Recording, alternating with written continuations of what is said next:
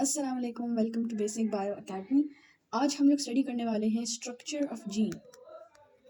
Structure of gene, ठीक है। अच्छा, अब हम अगर जीन को डिफाइन करें, basically gene as a segment of DNA, यानी अगर फॉर एग्जांपल ये मैं डीएनए ड्रॉ कर रही हूँ यहाँ पे, इस डीएनए के अंदर एक सेगमेंट है that contains the instructions to make RNA, ठीक है, एमआरएनए, और फिर एमआरएनए से प्रोटीन्स की फॉर्मेशन होती है। तो बेसिकली जीन क्या है? जीन एक सेगमेंट है डीएनए के अंदर that contains instructions to make RNA and proteins, ठीक है। अच्छा, अब अगर हम इसके स्ट्रक्चर की बात करते हैं तो स्ट्रक्चर में for example this is a DNA sequence, ठीक है, और इस डीएनए सीक्वेंस के अंदर मैं इस पर्टिकुलर सेगमेंट की बात कर रही हूँ जिसे मैं जीन कह रही हूँ, ठीक है। ये एक पर्टिकुलर सेगमेंट है डीएनए का। अब जीन के अंदर हमारे पास मुख्तलिफ कंपोनेंट्स होते हैं, ठीक है।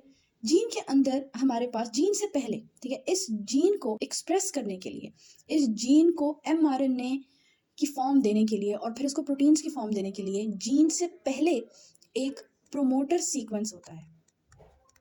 प्रोमोटर सीक्वेंस, ठीक है। ये जो प्रोमोटर सीक्वेंस होता है, इसका फंक्शन क्या है कि ये आरएनए पॉलीमरेज इसके ऊपर आके अटैच होता है और फिर वो इस जीन को ट्रांसक्राइब करता है और एमआरएनए की फॉर्मेशन करता है, ठीक है। इस प्रोमोटर के बाद हमारे पास एक और सीक्वेंस होता है, एक एडिशनल सीक्वेंस होता है जिसे हम कहते हैं यूटीआर। यूटीआर क्या है? यूटीआर बेसिकली अनट्रांसलेटेड रीजन है, एक ऐसा रीजन जो कि ट्रांसलेट नहीं होता इनटू प्रोटीन्स, ठीक है। यूटीआर के बाद हमारे पास एक प्रॉपर फंक्शनल जीन स्टार्ट होता है, यहाँ से लेके यहाँ तक फंक्शनल जीन, ठीक है। इस फंक्शनल जीन के बाद हमारे पास एक और यूटीआर रीजन आता है, अनट्रांसलेटेड रीजन, और फिर इस अनट्रांसलेटेड रीजन के बाद टर्मिनेशन सीक्वेंस आता है। अब ये जो टर्मिनेशन सीक्वेंस है, ये क्या करता है कि जो आरएनए पॉलीमरेज है वो जब यहाँ से स्टार्ट करता है एमआरएनए की फॉर्मेशन, यूटीआर 5 प्राइम यूटीआर से आरएनए पॉलीमरेज ट्रांसक्रिप्शन स्टार्ट करता है और फिर 3 प्राइम यूटीआर तक ये ट्रांसक्रिप्शन जो है ये फिनिश हो जाती है, ठीक है। यानी एमआरएनए की जो फॉर्मेशन है वो 5 प्राइम यूटीआर से 3 प्राइम यूटीआर तक होती है, ठीक है। और ये जो टर्मिनेशन सीक्वेंस है बेसिकली ये ट्रांसक्रिप्शन का टर्मिनेशन सीक्वेंस है कि यहाँ तक जब आरएनए पॉलीमरेज पहुंच जाता है 3 प्राइम यूटीआर तक, तो फिर ये जो टर्मिनेशन सीक्वेंस है ये उसको रोक देता है, ये इससे आगे और ट्रांसक्रिप्शन नहीं करनी, ठीक है। अच्छा, अब ये हमारे पास एमआरएनए की फॉर्मेशन हो गई है, ठीक है। This is the mRNA formed from 5 prime UTR till 3 prime UTR. अच्छा, अब ये जो यूटीआर सीक्वेंसेस है यहाँ पे, ये तो प्रोटीन्स में ट्रांसलेट नहीं होंगे। एक ये सीक्वेंस है जो कि एमआरएनए के बहुत ही स्टार्टिंग में है और एक ये सीक्वेंस है जो कि एमआरएनए के बिल्कुल एंड पे है। इनका बहुत बड़ा फंक्शन है रेगुलेशन में, जीन एक्सप्रेशन की रेगुलेशन में इन दोनों सीक्वेंसेस का एक बहुत बड़ा फंक्शन है।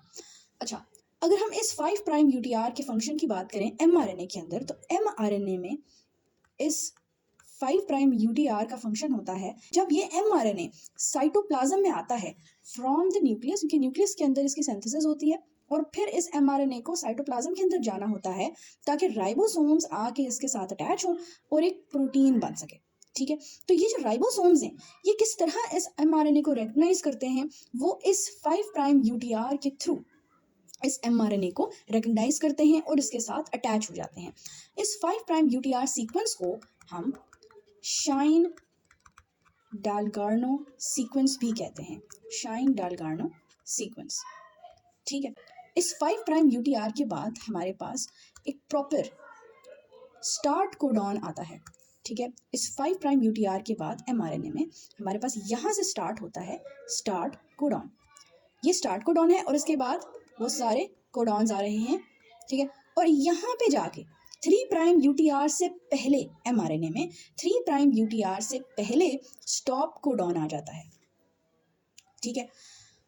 अच्छा, अब यहाँ पे हम आ जाते हैं the difference between a coding sequence, ठीक है, and an open reading frame. अब यहाँ पे जो हमारे पास कोडिंग सीक्वेंस और ओपन रीडिंग फ्रेम है, कोडिंग सीक्वेंस यहाँ पे हमारे पास स्टार्ट कोडॉन से लेके स्टॉप कोडॉन तक जितना भी सीक्वेंस है उसे हम कहते हैं कोडिंग सीक्वेंस, ठीक है। यानी कोडिंग सीक्वेंस के अंदर स्टॉप कोडॉन नहीं फॉल करता। अगर हम ओपन रीडिंग फ्रेम की बात करें तो ओपन रीडिंग फ्रेम में हमारे पास स्टार्ट कोडॉन से लेके स्टॉप कोडॉन तक, यानी ओपन रीडिंग फ्रेम में हमारे पास स्टार्ट कोडॉन भी आ जाता है और स्टॉप कोडॉन भी आ जाता है। ओपन रीडिंग फ्रेम, इसमें स्टॉप कोडॉन भी आ रहा है और स्टार्ट कोडॉन भी आ रहा है, और जो कोडिंग सीक्वेंस है उसमें सिर्फ स्टार्ट कोडॉन आता है, स्टॉप कोडॉन नहीं आता। ठीक है, अच्छा नेक्स्ट अब हम कुछ इंपॉर्टेंट टर्म्स के हवाले से बात करेंगे जो कि जीन रेगुलेशन से हैं।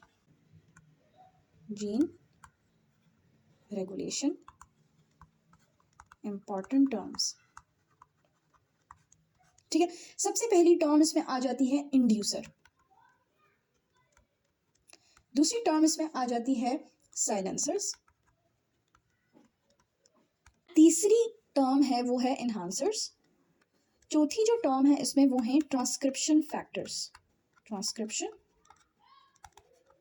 फैक्टर्स।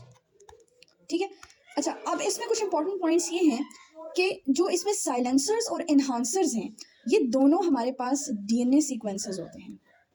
डीएनए, ये भी डीएनए सीक्वेंस है और ये भी डीएनए सीक्वेंस के अंदर फॉल करता है, यानी डीएनए का एक स्पेसिफिक सीक्वेंस है। ठीक है, ट्रांसक्रिप्शन फैक्टर्स जो हैं वो प्रोटीन्स हैं, प्रोटीन इन नेचर हैं। ठीक है, और इंड्यूसर जो है वो कोई भी केमिकल हो सकता है, एक्सटर्नल एनवायरनमेंट से भी हो सकता है, इंटरनल एनवायरनमेंट से भी हो सकता है। ठीक है, अच्छा अब हम अगर इनकी डेफिनेशंस की बात करें तो इनकी डेफिनेशंस में सबसे पहले जो इंड्यूसर्स होते हैं वो ऐसे केमिकल्स होते हैं, ऐसे मॉलिक्यूल्स होते हैं जो कि ट्रिगर करते हैं जीन की एक्टिवेशन, जीन की एक्टिवेशन ट्रिगर करते हैं। अब ये जीन की एक्टिवेशन कैसे ट्रिगर करते हैं कि ये रिप्रेसर प्रोटीन के साथ, रिप्रेसर प्रोटीन के साथ जो कि जीन को रिप्रेस करता है, उसकी एक्टिविटी रिप्रेस करता है, उसके साथ ये बाइंड कर जाते हैं। जब इनके साथ ये बाइंड करते हैं तो जो रिप्रेसर प्रोटीन है वो जीन के साथ अटैच नहीं होता और जीन जो है वो फुली एक्सप्रेस हो सकता है। ठीक है, अच्छा अगर हम साइलेंसर्स की बात करें तो साइलेंसर्स जो हैं वो डीएनए का एक स्पेसिफिक सीक्वेंस होता है जिस सीक्वेंस के साथ ये रिप्रेसर प्रोटीन बाइंड करता है, ये रिप्रेसर प्रोटीन बाइंड करता है और यहाँ पे जो जीन की जो ट्रांसक्रिप्शन है वो नहीं हो पाती। ठीक है, अच्छा इनहांसर्स जो हैं वो डीएनए का एक स्पेसिफिक रीजन होता है जहाँ पे एक्टिवेटर प्रोटीन्स जो हैं, एक्टिवेटर प्रोटीन्स, यहाँ पे रिप्रेसर प्रोटीन्स आ जाएंगे और इनहांसर्स के केस में यहाँ पे एक्टिवेटर प्रोटीन्स आ जाएंगे। एक्टिवेटर प्रोटीन्स जो हैं वो इस इनहांसर सीक्वेंस के ऊपर बाइंड करते हैं ताकि जीन की जो एक्सप्रेशन है वो हो सके या इनहांस हो सके।